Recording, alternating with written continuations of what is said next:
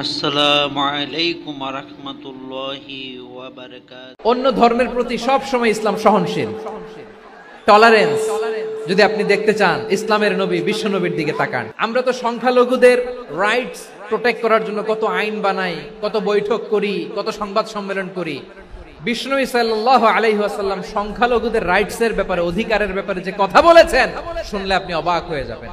আপনি নামাজি, আপনি মুসল্লি, আপনি হাজী সাহেব, তাহাজ্জুদ পড়তে পড়তে কপালে দাগ ফেলে দিবেন। আপনার প্রতিবেশী হিন্দু, ভাবছেন আমার তো পাওয়ার আছে, ওর জমিটা দখল করি। খবরদার, বিশ্বনবী বলেন কোন সংখ্যালঘুর উপর যদি কেউ আক্রমণ করে, তার প্রাপ্য তাকে না দিয়ে যদি তাকে ঠকায়, তার উপর জুলুম করে, তার সম্পদ যদি কেড়ে নেয়, আমি নবী, তুমি মুসলিম হইতে পারো, মুসল্লি হইতে পারো, তার পক্ষে তোমার বিপক্ষে আল্লাহর দরবারে বাদী হয়ে দাঁড়াবো। এখানেই শেষ নয়, বিশ্বনবী বলেন মান কাতালা মুআহাদান, বুখারীর বর্ণনা, মান কাতালা মুআহাদান লাম ইয়ারাহ রাইহাতাল জান্নাহ। অন্যায় ভাবে কোন মুসলিম যদি কোন সংখ্যালঘুরে হত্যা করে, জান্নাতে যাওয়া তো দূরের কথা, ওই মুসলিম জান্নাতের ঘ্রাণও পাবে না। যে আল্লাহ বিশ্বাস করে আর আখিরাতে বিশ্বাস করে, সেজন্য প্রতিবেশীর সাথে ভালো আচরণ করে। প্রতিবেশী আস্তিক হোক নাস্তিক হোক, প্রতিবেশী মুমিন হোক মুশরিক হোক, প্রতিবেশী হইলেই তার সাথে ভালো আচরণের দরকার আছে না নাই? আজকে যে টপিকের উপর আমি কথা বলবো, টপিকটা হচ্ছে peaceful coexistence and communal harmony, শান্তিপূর্ণ সহাবস্থান এবং সাম্প্রদায়িক সম্প্রীতি। আমাদের বাংলাদেশে সাম্প্রদায়িক সম্প্রীতি আছে না নাই? আবহমান কাল থেকে আমরা মুসলিম, হিন্দু, বৌদ্ধ, খ্রিস্টান, পাহাড়ি, নৃগোষ্ঠী মিলেমিশে একাকার, আমরা সবাই মিলে বাংলাদেশ। আমাদের পারস্পরিক সম্প্রীতি, ভালোবাসা, সৌহার্দ্যপূর্ণ আচরণ, বোঝাপড়া, এটা বেশ মজবুত। তবে মাঝে মাঝে আমাদের এই সম্প্রীতির ভেতরে অনেকে ফাটল ধরাতে চায়। আমরা যে সুখে আছি, শান্তিতে আছে, এটা অনেকের ভালো লাগে না। আমাদের মধ্যে সাম্প্রদায়িক সম্প্রীতি, সৌহার্দ্যপূর্ণ আচরণ, ভালোবাসা, এটা আবহমান কাল ধরে আছে। তার প্রমাণ, আমরা তাফসিরুল মাহফিলের আয়োজন করলে আমাদের হিন্দু ভাইরা ডিস্টার্ব করে না, ঠিক কিনা?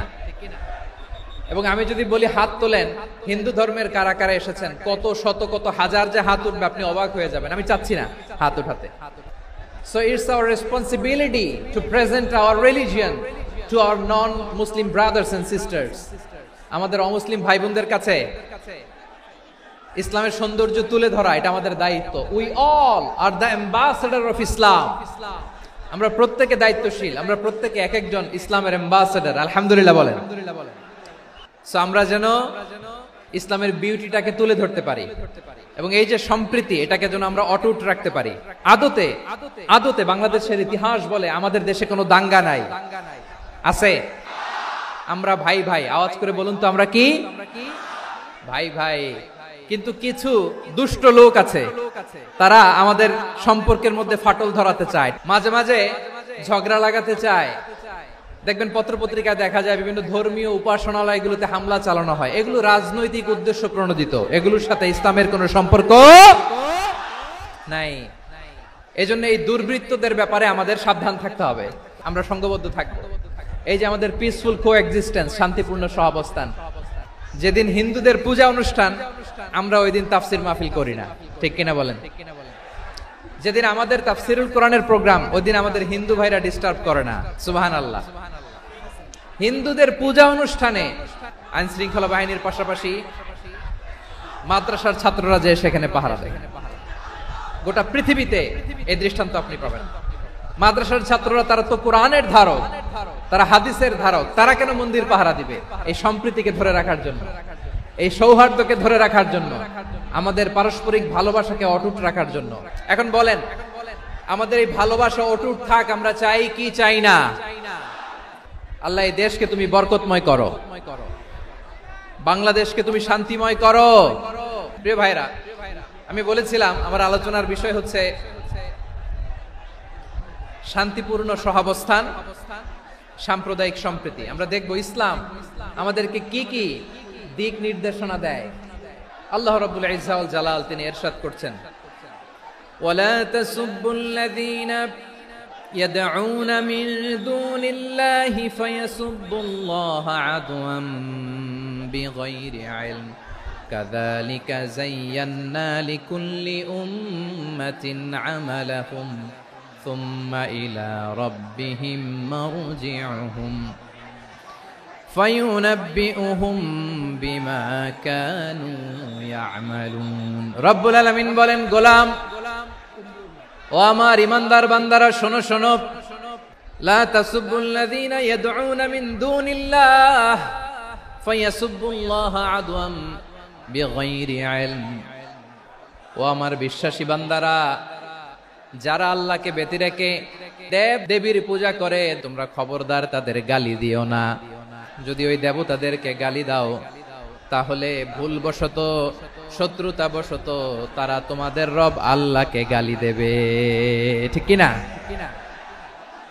তোমরা যদি তাদের দেবতাদের গালি দাও ওরা রেগে তোমার আল্লাহরে গালি দিবে তাহলে আল্লাহরে গালি খাওয়ানোর কারণ হয়ে গেলাম আমি রব্বুল আলামিন বলেন খবরদার দেবতাদেরকে গালি দিও না তাহলে ওরা তোমার রব আল্লাহরে গালি দেবে প্রতিটি জাতির জন্য তাদের কাজকে আমি আল্লাহ সুশোভিত করে রেখেছি তারা সবাই একদিন আমার কাছেই ফিরে আসবে এরপর আমি রব্বুল আলামিন তাদের আমলনামা তাদেরকে জানিয়ে দেব সুবহানাল্লাহ পড়ে তাহলে প্রিয় ভাইরা ইসলাম আমাদেরকে শিখায় সূরাতুল আনআমের 108 নম্বর আয়াত থেকে আমরা বুঝলাম কোন ধর্মকে ছোট করা যাবে না অন্য ধর্মকে ছোট করা মানে ইসলামকে ছোট করা আর অন্য ধর্মের দেবতাকে যদি আপনি গালি দেন ওরা ইসলাম থেকে দূরে সরে যাবে যাও ইসলামের প্রতি আকৃষ্ট হয়েছিল আর কোনোদিন ইসলামের ধারে কাছে আসবে না আওয়াজ করে বলেন ঠিক কিনা এজন্য কখনো কোনোদিন অন্য ধর্মের দেবতাদেরকে গালি দেয়া যাবে না অন্য ধর্মের কোন দেবতাদেরকে আমরা গালি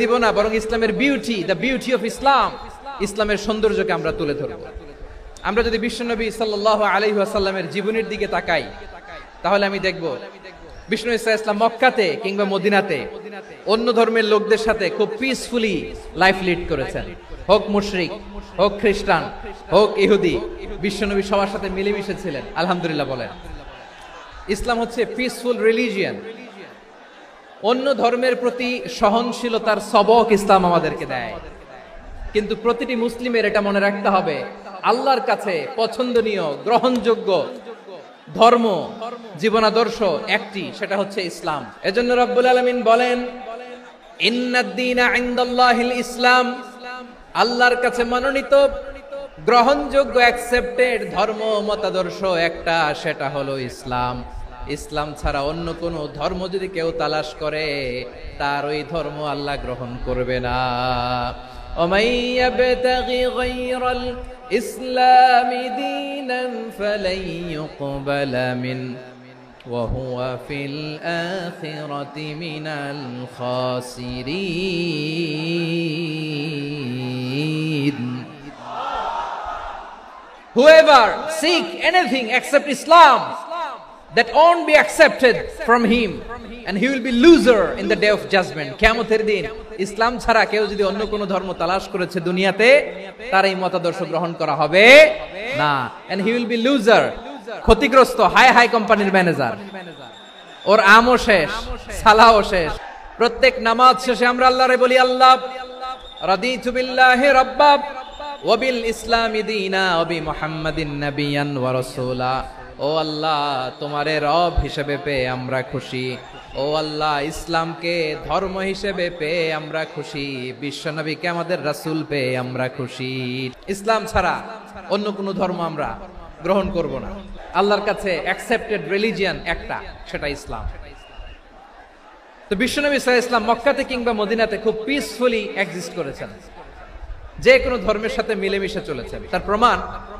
আমরা যদি রাসূল সাল্লাল্লাহু আলাইহি ওয়াসাল্লামের বায়োগ্রাফির দিকে তাকাই তাহলে দেখব তিনি মুশরিকদের সাথে পিস ট্রিটি করেছেন শান্তি চুক্তি পিস ট্রিটি পিস এগ্রিমেন্ট আপনারা হুদাইবিয়ার সন্ধির নাম শুনেছেন 6ষ্ঠ হিজরিতে বিষ্ণু সাল্লাল্লাহু আলাইহি ওয়াসাল্লাম মুশরিকদের সাথে এই ট্রিটি করেছেন চুক্তি আমরা তো মুসলমান বসতে পারি না আমরা দুই মুসলিম ভাই একসাথে বসে চা খেতে পারি না গল্প করতে পারি না বিষ্ণু সাল্লাল্লাহু আলাইহি ওয়াসাল্লাম মুশরিকদের সাথে ট্রিটি করেছেন হুদাইবিয়ার সন্ধি এই সন্ধির আগে মক্কা থেকে কেউ মদিনায় যেতে পারে না, মদিনা থেকে কেউ মক্কায় যেতে পারে না, কিন্তু এই সন্ধির পরে ট্রাফিক স্বাভাবিক হয়ে গেল। মক্কার লোকেরা মদিনায় আসতে পারে, মদিনার লোকেরা মক্কায় আসতে পারে। এটাকে বলে সুলহে Hudaibiya, the peace agreement of Hudaibiya, শান্তি চুক্তি। আমরা পৃথিবীতে এখন অনেক শান্তি চুক্তির নাম শুনি, এগুলো সব the piece treaty of Hudaibiya থেকে কপি করা। আল্লাহু আকবার। মক্কার পার্ট গেল, পিস এগ্রিমেন্ট করলেন, শান্তি চুক্তি। বিষ্ণু ইসলাম মদিনায় যে কি করলেন? মদিনায় যে বিষ্ণু ইসলাম মদিনা চার্টার করলেন, মদিনা সনদ, সাহিফাতুল মদিনা, এটার বলে মদিনা চার্টার। যে ওয়েস্টে, ইউরোপে, আমেরিকাতে তারা অনেক চার্টার করে, এই সব চার্টার মদিনা চার্টার থেকে কপি করা। আওয়াজ করে পড়েন সুবহানাল্লাহ। বিষ্ণু ইসলাম মদিনায় গেলেন, মদিনাতে মুসলিম, মুশরিক, ইহুদি, এই তিন ধর্মের লোক মিলে সব স্টেক হোল্ডার যারা আছে সবাইকে নিয়ে বিষ্ণু ইসলাম মদিনা চার্টার করলেন, মদিনা সনদ। পড়েন সুবহানাল্লাহ। শুধু তাই নয়, মক্কাতে বিশ্বনবী পিস এগ্রিমেন্ট করলেন, শান্তি চুক্তি। মুশরিকদের হবে না আমার মাহাগো, মায়ের এক ধারে দুধের দাম, কাটিয়া গায়ের চাম, পাপুষ বানাইলে ঋণের শোধ হবে না, এমন দরদি ভাবে কেউ হবে না আমার মাহাগো। মাকে তো বাদ দেয়া যায় না। وَقَضَى رَبُّكَ أَلَّا تَعْبُدُوا إِلَّا إِيَّاهُ وَبِالْوَالِدَيْنِ إِحْسَانًا। আল্লাহ বলে অবধারিত দুইটা ভার্ডিক্ট তোমাদের জন্য, এক আল্লাহর ইবাদত করবা আর মা বাবার প্রতি ইহসান করবা। আদেশটা কার? মা বাবার প্রতি ইহসান করতে হবে। আমার মা হিন্দু হোক, ভালো আচরণ করতে হবে, বৌদ্ধ হোক, ভালো আচরণ করতে হবে। আমার যে সমস্ত হিন্দু ভাইয়েরা মুসলিম হয়েছে, তোমাদের মা বাবা এখনো মুসলমান হয় নাই, তাদের সাথে ভালো আচরণ করতে হবে। আপনাদের খেদমত নিজে করতে হবে অথবা খেদমতের ব্যবস্থা করাই দিতে হবে। মান্থলি যে খরচ লাগে এটা দিতে হবে। আরে তুমি এখন মুসলিম, তোমার মা বাবা হিন্দু, এখনই তো সুযোগ ইসলামের সৌন্দর্য দেখানো। এখন মা বাবা যদি দেখে আরে এটা হিন্দু থাকতে তো বদমাইশ ছিল, বেয়াদব ছিল, কি এমন ধর্ম সে গ্রহণ করলো যেটা গ্রহণের সাথে সাথে সে পাল্টে গেল, নসিব ভালো হইলে তারাও কালিমা পড়ে মুসলমান হয়ে যাবে। বিষ্ণু ইসলামের স্ত্রীর নাম ছিল আয়েশা রাদিয়াল্লাহু তাআলা আনহা, আবু বকর রাদিয়াল্লাহু তাআলা আনহুর মেয়ে। আবু বকর রাদিয়াল্লাহু তাআলা আনহুর আরেক মেয়ের নাম হচ্ছে আসমা। দুজনই আবু বকর রাদিয়াল্লাহু তাআলা আনহুর মেয়ে, আসমা আর আয়েশা, দুজন বোন, এক মায়ের না, বাবা এক, মা দুইজন। আয়েশা রাদিয়াল্লাহু তাআলা আনহার মায়ের নাম উম্মে রুমান, আর আসমা রাদিয়াল্লাহু তাআলা আনহার মায়ের নাম কুতাইলা বিনতে আব্দুল উজ্জা। আবু বকর রাদিয়াল্লাহু তাআলা আনহু 4টা বিয়ে করেছিলেন। তো একই ঘটনা ঘটেছে এই ফ্যামিলিতে। আসমা ইসলাম ধর্ম গ্রহণ করে মুসলিমা, কিন্তু তার মা কুতাইলা মুশরিকা। তার মানে মেয়ে মুসলিম, মা অমুসলিম, ভেজাল আছে না নাই? কিন্তু কুতাইলা আর ধৈর্য ধারণ করতে পারে না। নার ছেড়া ধন, কলিজার টুকরা ধন, কলিজার টুকরা সন্তান আসমারে দেখতে বড্ড মন চায়। সাইয়েদনা আসমা রাদিয়াল্লাহু তাআলা আনহা মক্কা থেকে হিজরত করে মদিনায় চলে গেলেন হুদাইবিয়ার পর। যখন মক্কা মদিনার ট্রাফিক স্বাভাবিক হলো, মক্কার লোক মদিনায় যায়, মদিনার লোক মক্কায় আসে। কুতাইলা কলিজার টুকরা সন্তান আসমারে দেখার জন্য কিছু উপহার নিয়ে বিশাল মরুপথ পাড়ি দিয়ে মক্কা থেকে মদিনায় যায়। সুবহানাল্লাহ বলেন। এখন মা আসছে মেয়ের সাথে দেখা করতে, মেয়ে তো আর দেখা দেয় না। মেয়ে ভাবছে আমার মা তো মুশরিকা, অপবিত্রা, তার সাথে কি দেখা দেয়া যাবে? বিশ্বনবীর দরবারে চলে গেলেন। কি সৌভাগ্যবান ছিল তারা, মাসলা জানার দরকার হলেই নবীর দরবারে চলে যেত। ঘরে বউয়ের সাথে ঝগড়া হলে নবীর দরবারে চলে যেত। অনেক সাহাবী বলে আমার পেটে ক্ষুধা লাগলো আমি নবীর কাছে চলে যেতাম, কারণ নবীর চেহারার দিকে তাকালেই আমার পেটের ক্ষুধা মিটে যেত। সাইয়েদনা আসমা রাদিয়াল্লাহু তাআলা আনহা বিশ্বনবীর কাছে চলে গেলেন, যে বললেন ইয়া রাসূলুল্লাহ ইয়া হাবিবাল্লাহ ইন্না উম্মি কাদিমাতুন ইলাইয়া ওয়া হিয়া রাগিবা। আমার মা মক্কা থেকে অনেক দূর মরুর পথ পাড়ি দিয়ে উপহার সামগ্রী নিয়ে মদিনায় আমার সাথে দেখা করতে এসেছে গো নবী। আমার জানতে বড্ড ইচ্ছে হয় আমি আমার মুশরিকা করতে পারবো কিনা। আফা আসিলুহা, আগে যেমনি আমি আমার মায়ের সাথে ভালো আচরণ করতাম, যেমনি আমি আমার মায়ের সাথে সদাচরণ করতাম গো নবী, এখন আমি মুসলিমা, মা মুশরিকা, এখনো কি আগের মতো সদাচরণ করতে পারবো নাকি? বিশ্বনবী বললেন নাম সিলিহা, হ্যাঁ রে আসমা, অবশ্যই অবশ্যই, আগে ঠিক যেমন তুমি তোমার মায়ের সাথে ভালো আচরণ করতে, এখনো তেমনি আগের মতো ভালো আচরণ করবা। কি ইসলাম আমরা পেয়েছি! কত ব্রড মাইন্ডেড আমাদের ইসলাম, কত ওপেন মাইন্ডেড ইসলাম, কত ওপেন আপ করতে পারে, চিন্তা করতে পারেন?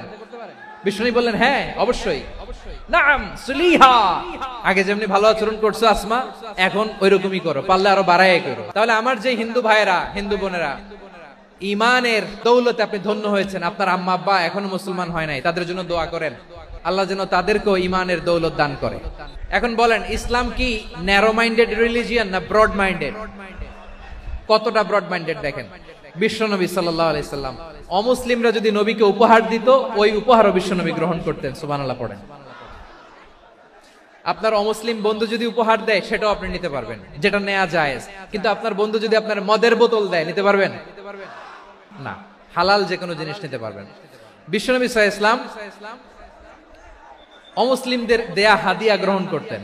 কেমন নবী ছিলেন? আমার নবীরে চিনে নেন, আমার নবীর অ্যাটিটিউড জেনে নেন। বিষ্ণু ইসলাম যখন কোন জনপদে যেতেন, তিনটা অপশন নিয়ে যেতেন। এক নাম্বার অপশন আসলিম তাসলাম, নতুন এলাকায় গেলে বলতেন আসলিম তাসলাম, ইসলাম ধর্ম গ্রহণ করো, শান্তিতে থাকবা, আমার ভাই হয়ে যাবা, আমরা ভাই ভাই, ইসলাম মানো, আমরা ভাই ভাই। যদি বলে না ইসলাম মানবো না, ওকে, অপশন নাম্বার 2, মুসলিম হওয়ার দরকার নাই, লা ইকরাহা ফিদ্দিন, ইসলামে কোনো বাড়াবাড়ি নাই, খ্রিস্টান আছো থাকো, বৌদ্ধ আছো থাকো, ইহুদি থাকতে চাও থাকো, কিন্তু আমরা যেহেতু রিজিওনাল সুপার পাওয়ার, আমাদের আন্ডারে থাকো, ট্যাক্স দিয়া থাকো, এটার বলে জিজিয়া।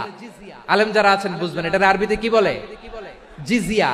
You pay us the tax, we will give you the security.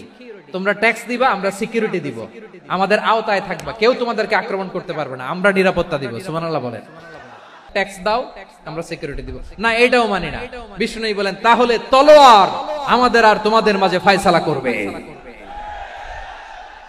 মুসলিমও হবা না, ট্যাক্স দিবা, নিরাপত্তা দিব, আমাদের, আমরা সুপার পাওয়ার, আমাদের আন্ডারে থাকবে, এটাও না। তাহলে তোমাদেরকে তো আমরা বিশ্বাস করতে পারি না, কখন না কখন বিশ্বাসঘাতকতা করো, কার সাথে মিলে হাত মিলাও, তলোয়ার আমাদের মাঝে ফয়সালা করবে। তখন তিনি জিহাদের সশস্ত্র সংগ্রামের ঘোষণা দিতেন। সুবহানাল্লাহ পড়েন। দেখেন পশ্চিমারা জিহাদকে এইভাবে চিত্রায়িত করে না, ওরা জিহাদ বলতে বুঝায় তলোয়ার, হাত কাটো, গলা কাটো, না, জিহাদ সশস্ত্র সংগ্রাম 3 নম্বরে। অধিকাংশ ক্ষেত্রেই বিশ্বনবীর সুন্দর আচরণ দেখে, আরে আমার নবীর যে নুরানি চেহারা, অনেকে তো কেবল সিরেফ চেহারাটা দেখেই কালিমা পড়ে মুসলমান হয়ে গিয়েছে। যারা মুসলিম হয় নাই তারা তাদের ইসলামেই বলবৎ ছিল, ট্যাক্স দিয়ে ইসলামের আন্ডারে ছিল। যারা এটাও মানে নাই ওইটাও মানে নাই, তাদের বিরুদ্ধে জিহাদ। বিষ্ণু ইসলাম 7ম হিজরিতে যখন খায়বার বিজয়ের পরে ইসলাম রিজিওনাল সুপার পাওয়ার হিসেবে আত্মপ্রকাশ করলো, বিশ্বনবী চিঠি লিখলেন অন্যান্য সুপার পাওয়ারের কাছে, রাষ্ট্রীয় চিঠি, রাষ্ট্রীয় চিঠি লেখে এক রাষ্ট্রপ্রধান আরেক রাষ্ট্রপ্রধানের কাছে। এই যে 24-এর ছাত্র নাগরিক অভ্যুত্থানে, এই অভ্যুত্থান যখন শুরু হয়, আমি তখন সাউথ আফ্রিকাতে, একটা স্ট্যাটাস দিয়েছিলাম, কোটা নয় গোটা দেশ সংস্কার করা লাগবে। আমাদের ইউনাইটেড আরব আমিরাতের বাংলাদেশি ভাইয়েরা তারা সেখানে রাস্তায় নেমে এসেছিল, জানেন? ওইখানে ডেমনস্ট্রেশন করা যায় না, সেখানকার সরকার তাদেরকে যাবজ্জীবন দিয়েছিল। তখন আমাদের এই যে প্রধান উপদেষ্টা ডক্টর মোহাম্মদ ইউনূস সরাসরি G2G বলে, এটারে G2G, government to government, G2G, উনি চিঠি লিখলেন যে তাদেরকে, ইউর হাইনেস, হে সম্মানিত আমির, আপনি আমার এই চিঠির কারণে আমার সম্মানে এই 53 জন বাংলাদেশিকে মাফ করে দেন। এই চিঠির বদৌলতে বেকসুর খালাস পেয়ে গিয়েছিল আমাদের ভাইরা, জানেন না এই ঘটনা আপনারা? তাহলে গভর্নমেন্ট টু গভর্নমেন্ট চিঠি দেওয়া হয়। 7ম হিজরিতে বিষ্ণু ইসলাম সব সুপার পাওয়ারের কাছে চিঠি দিলেন, রোমান সম্রাটের কাছে, পারস্য অধিপতির কাছে, মিশরের অধিপতির কাছে, সবার কাছে চিঠি লিখলেন। চিঠির ভাষা ছিল এরকম, মিন মুহাম্মাদিন রাসূলিল্লাহ ইলা মুকাওকিস আযীমিল কিবত। মুহাম্মদ রাসূলুল্লাহর পক্ষ থেকে মিশরের বাদশার কাছে, আসলিম তাসলাম, ইসলাম মানো শান্তিতে থাকবা, সালামুন আলা মান ইত্তাবাআল হুদা, শান্তি তার জন্য যে হেদায়েতের অনুসরণ করে। সুবহানাল্লাহ পড়েন। তো এই চিঠি অনেকে ভালোভাবে রিসিভ করেছে, অনেকে এই চিঠি পাওয়ার পরে নবীর কাছে আবার ইন রিটার্ন উপহার পাঠিয়েছে। মিশরের বাদশা মুকাওকিস তিনি বিশ্বনবীকে বিশাল এক উপহারের ডালি পাঠিয়েছেন। মিশরের বাদশা মুকাওকিস ছিলেন ধর্মে খ্রিস্টান। কি উপহার দিয়েছিল আমার নবীকে? 1000 স্বর্ণমুদ্রা। দুইটা খ্রিস্টান দাসী, একজনের নাম মারিয়া বিনতে শামউন আল কিবতিয়া, আরেকজনের নাম সিরিন বিনতে শামউন আল কিবতিয়া। একজন খ্রিস্টান দাস 20 থান কাপড় জামা বানানোর জন্য, আমরা নবী যেন সেলাই করে জামা বানাতে পারে এজন্য 20 থান কাপড়। এরপরে একটা গাধা যেটার নাম ছিল উফাইর, আর একটা খচ্চর এটার নাম ছিল দুলদুল। খচ্চর চিনেন? গাধা আর ঘোড়ার ক্রসিং এ যে প্রাণীটা দুনিয়াতে আসে ওটার খচ্চর বলে।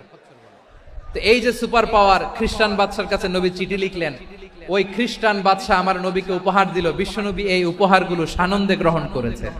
তাহলে অমুসলিম কেউ যদি আপনাকে উপহার দেয়, হালাল উপহার হলে আপনি গ্রহণ করতে পারবেন।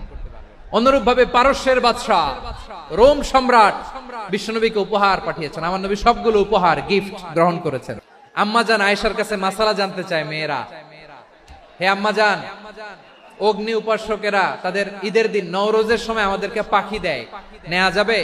উনি বললেন, ওরা জবাই করে দিলে নেওয়া যাবে না, কিন্তু ওরা যদি ফল মূল এরকম খাবার দেয় এগুলো নেওয়া যাবে।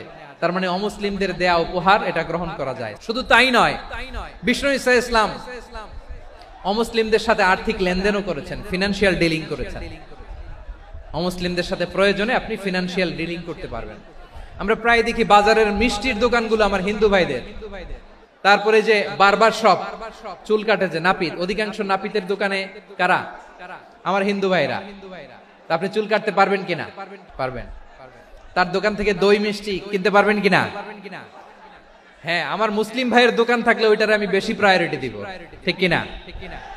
কিন্তু যদি তাদের সার্ভিস নিতে চান, প্রোডাক্ট নিতে চান, পারবেন। তার দলিল সহিহ বুখারী, আম্মা জান আয়েশা রাদিয়াল্লাহু তাআলা আনহা বলেন, ইশতারা রাসূলুল্লাহ সাল্লাল্লাহু আলাইহি ওয়াসাল্লাম মিন ইয়াহুদিয়িন তুআমান ওয়া রাহানাহু দিরআহু মিন হাদিদ।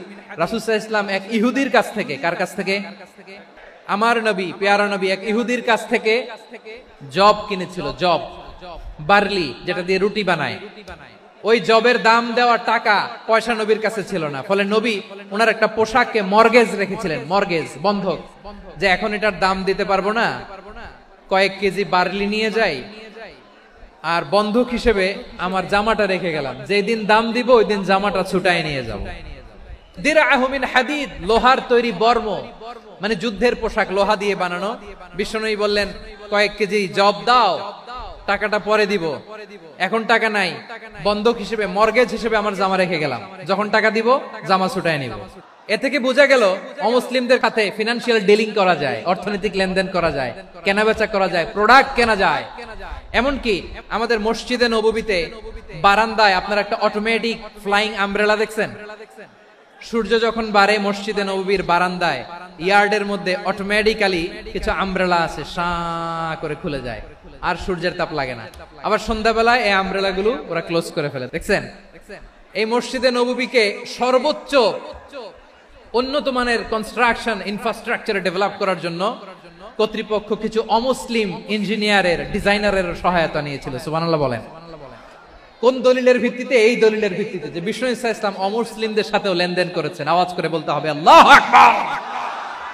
শুধু তাই নয়, ইন কেস অফ ইমার্জেন্সি, প্রয়োজনে ইসলামের খাতিরে, ইসলামকে সামনের দিকে এগিয়ে নিয়ে যাওয়ার জন্য অমুসলিমদের সাপোর্ট নেওয়া জায়েজ আছে।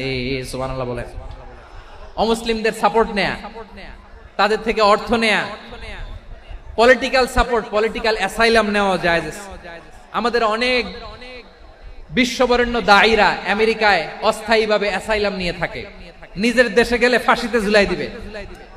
যুগ যুগ ধরে দায়ীদের উপর এরকম অত্যাচার আর নির্যাতন আছে না নাই? মিশরের অনেক দায়ীরা পাশ্চাত্যে যেয়ে থাকে, এই যে তারা পলিটিক্যাল অ্যাসাইলাম নিয়ে থাকে, রাজনৈতিক আশ্রয়, এটা জায়েজ আছে না? এটা যে জায়েজ আছে তার প্রমাণ স্বয়ং বিশ্বনবী সাল্লাল্লাহু আলাইহি ওয়াসাল্লাম পলিটিক্যাল সাপোর্ট নিয়েছিলেন অমুসলিমদের কাছ থেকে। আমার ভাইরা, বিশ্বনবীর বয়স তখন প্রায় 51 বছর। কত বছর? বিশ্বনবীর সবচেয়ে কাছের মানুষ খাদিজা রাদিয়াল্লাহু তাআলা আনহা ইন্তেকাল করেছেন। বিশ্বনবী বড্ড কষ্ট পেলেন, হৃদয়টা ভেঙে খান খান। যিনি ঘরের ভেতরে বিশ্বনবীকে সান্ত্বনা দিতেন, ভালোবাসা দিতেন, বাইরে গেলে কুরাইশরা বকাঝকা করে, অত্যাচার করে, কিন্তু আম্মাজান খাদিজা রাদিয়াল্লাহু তাআলা আনহা ঘরটারে এমন শান্তির নীর বানায় রেখেছেন, এই ঘরের ভিতরে ঢুকলে বিশ্বনবীর কলিজাটা ঠান্ডা হয়ে যেত। এজন্য রব্বুল আলামিন বলেন, খাদিজা, ও আমার বান্দি খাদিজা, জান্নাতে এমন স্পেশাল একটা ঘর আমি তোমার জন্য রেডি করে রেখেছি। ওই ঘরের মধ্যে কোনো আওয়াজ নাই, ওই ঘরের মধ্যে কোনো নয়েজ নাই, ওই ঘরে কোনো বিশৃঙ্খলা নাই। কারণ মক্কার জমিনে আমার নবী কুরাইশদের বিশৃঙ্খলা, নয়েজ আর ঝামেলাগুলোকে উপেক্ষা করে যখন তোমার ঘরের ভিতরে ঢুকতো, ঘরটারে তুমি শান্তির নীর, ঠান্ডা, নীরব, নিস্তব্ধ, নিঝুম আর শান্তির নীর বানিয়ে রেখেছো। এজন্য জান্নাতে স্পেশাল একটা শান্তির নীর আমি তোমারে উপহার দেব। ওই প্রিয়তমা স্ত্রী খাদিজা ইন্তেকাল করলেন, বিশ্বনবীর হৃদয় ভেঙে খান খান। আবার ওনার চাচা আবু তালেব ইন্তেকাল করলেন, যিনি পলিটিক্যাল শেল্টার দিতেন নবীকে। আবু তালেবের ভয়ে, বিশ্বনবীর এই চাচার ভয়ে কোন মুশরিক নবীর গায়ে হাত দেওয়ার সাহস পায় নাই। এখন স্ত্রীও নাই, চাচাও নাই, নবীকে আশ্রয় দেওয়ার কেউ নাই। নবীর চারদিকে অন্ধকার, নবী এখন কই যাবেন? আমার পেয়ারা নবী নতুন স্টেশন খুঁজতেছেন, নতুন দাওয়াতি প্ল্যাটফর্ম খুঁজতেছেন। তিনি যায়েদ বিন হারেসা রাদিয়াল্লাহু তাআলা আনহুকে নিয়ে মক্কার পাশের একটা নেইবরিং সিটি তায়েফে চলে গেলেন দিনের দাওয়াত দেওয়ার জন্য। নাকি জমি কিনতে গেছিলেন? দুনিয়ার যশ খ্যাতির জন্য, নিজের কোনো লাভের জন্য? তায়েফবাসীদেরকে জাহান্নামের আগুন থেকে বাঁচানোর জন্য। আওয়াজ করে বলতে হবে ঠিক কিনা? বিশ্বনবী বিশাল মরুপথ, পাহাড়ি পথ পাড়ি দিয়ে তায়েফের মরুজমিনে গেলেন কোরআনের দাওয়াত নিয়ে, ইমানের দাওয়াত নিয়ে। কিন্তু তায়েফের লোকেরা বিশ্বনবীর দাওয়াতকে শুধু প্রত্যাখ্যান করেই থামে নাই, তারা বিশ্বনবীর সাথে অত্যন্ত খারাপ আচরণ করেছে, বিশ্বনবীকে শারীরিকভাবে হেনস্থা করেছে, আমার নবীকে শারীরিকভাবে অত্যাচার করেছে, আমার পেয়ারা নবীর গায়ে পাথর মেরেছে, বিশ্বনবীর গা বেয়ে ঝরঝর করে রক্ত ঝরেছে, নবী জামিনের মধ্যে লুটিয়ে পড়েছেন, আবার মেরেছে। আবার নবী হাঁটতে শুরু করলেন, পেছন